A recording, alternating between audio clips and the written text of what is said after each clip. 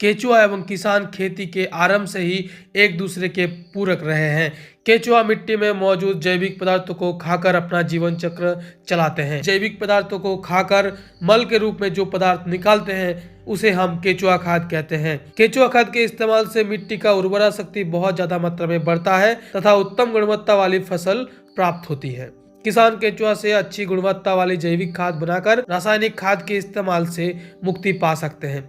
ये तो सभी किसान जानते हैं कि खेती में आवश्यक सभी पोषक तत्व केचुआ खाद में उपलब्ध होते हैं।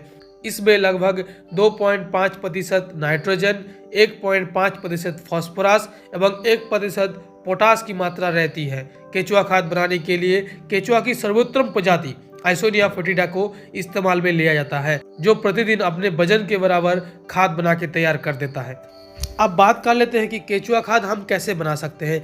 अगर कोई बेड में हम केचुआ खाद बनाना चाहते हैं तो 11 फीट लंबाई और 4 फीट चौड़ाई वाला बेड लेना चाहिए और कुछ इस तरीके से केचुआ खाद का बेड का लेयर बनाना है। प्रथम स्तर में बेड में 3 से 4 इंच देर से सड़ने वाले पदार्थ जैसे केला का पत्ता, बांस का पत्ता, ये सब का इस्तेमाल करना है। उसके बाद दूसरे परत में 15 से 20 दिन पुराना आधा सड़ा हुआ गोबर का इस्तेमाल करना चाहिए। एक बेड में लगभग 3 कुंटल से ज्यादा गोबर की आवश्यकता पड़ता है, लेकिन किसान अगर चाहे तो बेड का लंबाई बढ़ाकर ज्यादा गोबर के साथ ज्यादा वर्मी कंपोस्ट तैयार कर सकते हैं।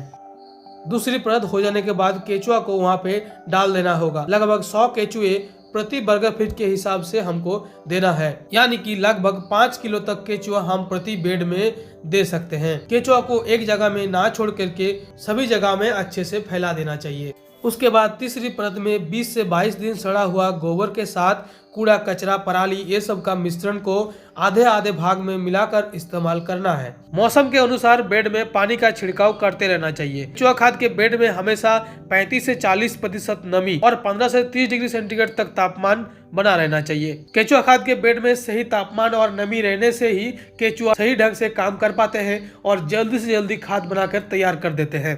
इस तरीके से बेड लगाने पर लगभग 1 महीने में केचुआ खाद बहुत ही आसानी से बन के तैयार हो जाते हैं, जिसे हम खेत में इस्तेमाल कर सकते हैं और हम केचुआ खाद तैयार करने के लिए फिर से बेड लगा सकते हैं।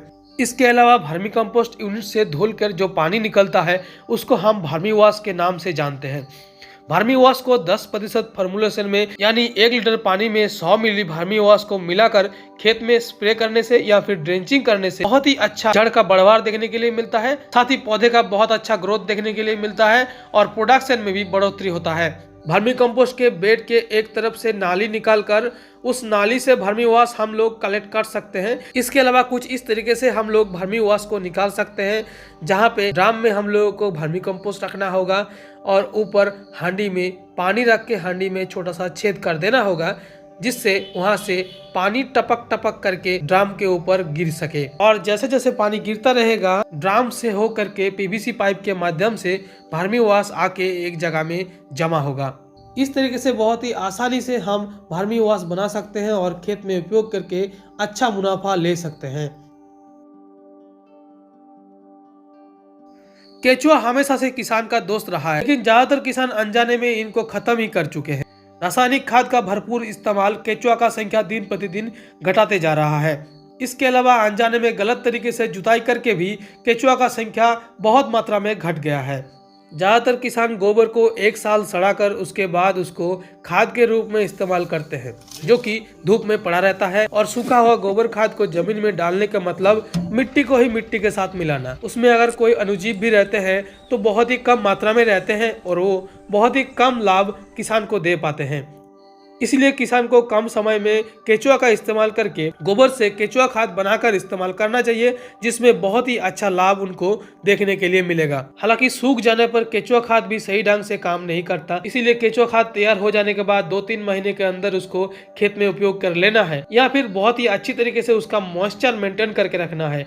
सही क्वालिटी का वर्मी कंपोस्ट पहचानने का तरीका यही है कि उसको मुट्ठी में दबाए और वो बिखरे ना। उसमें कम से कम 30% से ऊपर का नमी होना ही चाहिए, तब भी वो अच्छा खाद माना जा सकता है। मेरा नाम पुदीना मुंडा, मेरा गांव बरकी गोड़ा। फरवरी में लगाए 45 दिन। इसमें तो हम लोग अभी हाँ धाने से हम लोग यूज किए। धान से लेके हम लोग के तर यानी कि आलू में भी लगाए, और मटर में भी लगाए हैं, यानी कि जितना सब्जी में भी है अभी लगा रहे हैं, सभी चीज़ में हम लोग लगा रहे हैं। कि कोई चीज़ में एक हाथ नहीं लगा रहे हैं सब आप। और क्या क्या फायदा देखने को अभी आपको मिला है? फायदा तो बहुत सारा है, लेकिन आपने क्या क्या फायदा देखा है इसमें? इसमें हम लोग का यूरिया DAP वाला और ये वर्मी कंपोस्ट अच्छी वाला है, केचुआ खाद, इसका कुछ उससे इससे बहुत अंतर। इसका जो खाइएगा कुछ खाने का है तो इसका मीठापन आता है, और यूरिया DAP का तो मीठापन उसका तो नहीं रहता है। अच्छा, इसको यूज करने के बाद मिट्टी का कोई देखे हैं, मिट्टी का कोई परिवर्तन है? मिट्टी का इसका है, मिट्टी तो कुछ भुरभुरा एकदम हो जाता है, और यूरिया DAP वाला है तो टाइट रहता है। 50 kg हम लोग बेचते हैं। अच्छा, इसका रेट हम लोग 10 रुपया किलो दर से। तो दोस्तों मिलते हैं एक नए वीडियो में किसी अन्य जानकारी के साथ, तब तक के लिए जय हिंद।